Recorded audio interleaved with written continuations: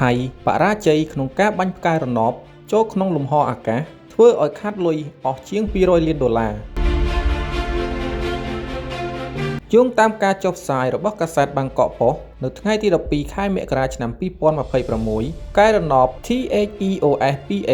ដែលផលិតដោយថៃផ្ទាល់បានបរាជ័យក្នុងការហោះចូលទៅកាន់គន្លងដែលបានគ្រោងទុកក្នុងកំឡុងពេលបង្ហោះចេញពីប្រទេសឥណ្ឌាផ្កាយរណប THEOS-2A គឺជាផ្កាយរណបសង្កេតផែនដីដំបូងបង្អស់ដែលផលិតដោយវិស្វករថៃហើយវាត្រូវបានបាញ់បង្ហោះតាមរយៈរ៉ុកែត PSLV របស់អង្គការស្រាវជ្រាវអវកាសឥណ្ឌាចេញពីមជ្ឈមណ្ឌលអវកាស Satish Dhawan ក្នុងតំបន់ Sriharikota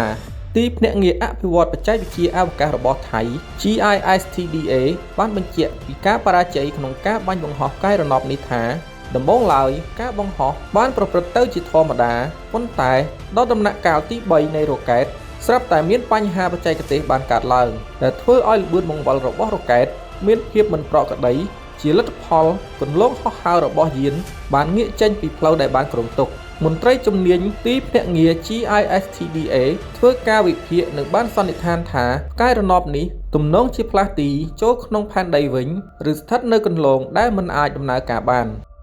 អរគុណសម្រាប់ការតាមដានទស្សនាសូមចុច like និង Subscribe ដើម្បីទទួលបានព័ត៌មានផ្សេងៗទៀតសូមអរគុណ